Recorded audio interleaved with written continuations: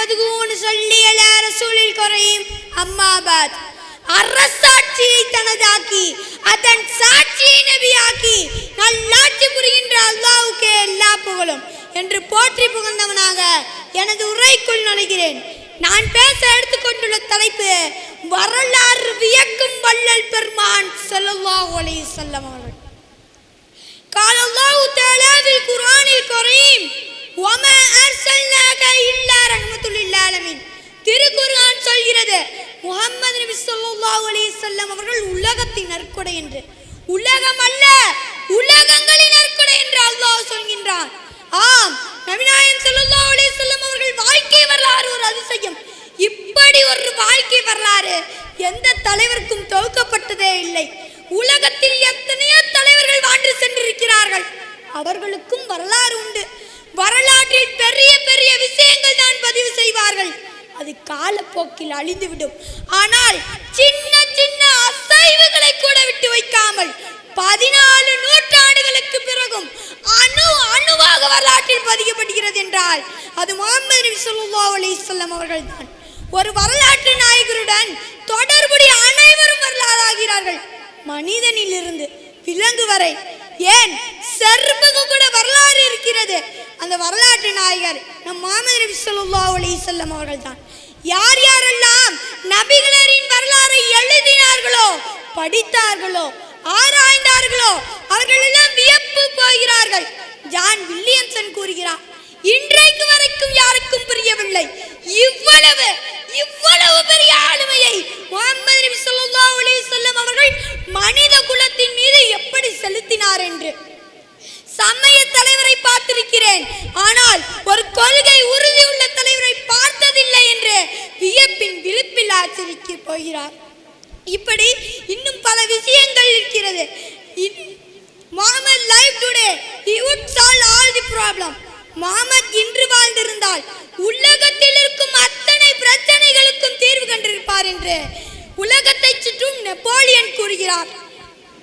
Without no instrument, without no support, without no palace, கையில் எந்த விதமான ஆயுதமும் இல்லை, எந்த ஒரு சப்போர்ட்டும் இல்லை, கோட்டை இல்லை, கோபுரம் இல்லை, படைபலம் இல்லை, பொருளாதாரத்தில் உயர்ந்தரா அதுவும் இல்லை, எதுவுமே இல்லை.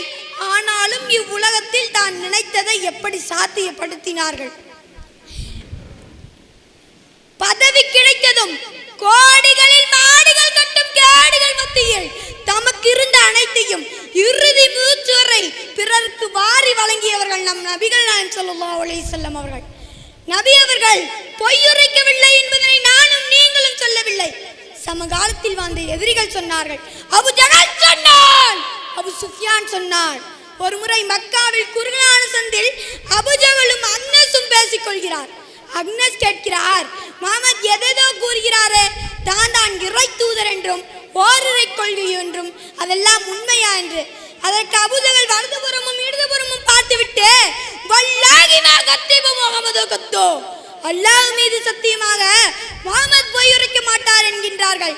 முஹம்மது நபி பொய்யுரைக்க மாட்டார் என்பதனை எதிரிகள் கூட சொல்கிறார்கள். அப்படி என்றால் அவர்களின் வரலாறை கொஞ்சம் யோசித்து பாருங்கள். இந்த ஒரு விஷயம் போதும் அனைத்து வரலாற்றையும் தோற்றடிக்க.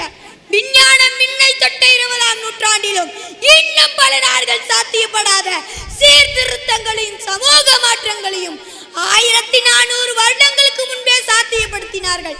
எனவே அவர்களின் உம்மத்தாகி நாம் அவர்கள் வழியை பின்பற்றி அவர்கள் மீதும் அதிகம் செலவாத்து ஓதுவர்களாகவும் அவர்களை அதிகம் தியாகம் செய்வர்களாகவும் அவர்களின் சஃபாத்தும் மன்றாட்டமும் இம்மையிலும் மறுமையிலும் எல்லாம் அல்ல அல்லாஹ் நம் அனைவருக்கும் தௌஃபீக் செய்வானாக. ஆமீன். வாஹித் தவானா அல்ஹம்துலில்லாஹி ரப்பில் ஆலமீன். ஜஸாக்கல்லாஹு கைர். அல்ஹம்துலில்லாஹ். நிறைய நிகழ்வுகளில் சிறு குழந்தைகள் பேசுகின்ற பேச்சையெல்லாம் நாம் கேட்டிருப்போம். எழுதி கொடுத்து பிள்ளைங்க அப்படி கிளிப்பேச்சு மாதிரி ஒப்புவிப்பாங்க. நமது முஹம்மது மீரான் ஷேக் தாவூத் அவர்கள் பேசினதை நீங்கள் பார்த்துருப்பீங்க. உணர்ச்சி பூர்வமாக உள்ளன்மையோடு பேசுகின்ற இந்த பேச்சுக்கள் எல்லாம் இஷ்கே ரசூலினுடைய அடிப்படை என்பதை என்ன செய்யணும், நம்ம விளங்கணும். அந்த இஷ்கை என்ன செய்யணும், நம்முடைய குழந்தைகளுடைய உள்ளத்தில் நாம் ஆழமாக விதைக்க வேண்டும். அல்லாஹ் இது போன்ற எல்லா குழந்தைகளுக்கும் அந்த பாக்கியத்தை அல்லாஹ் நசீபாக்குவானாக.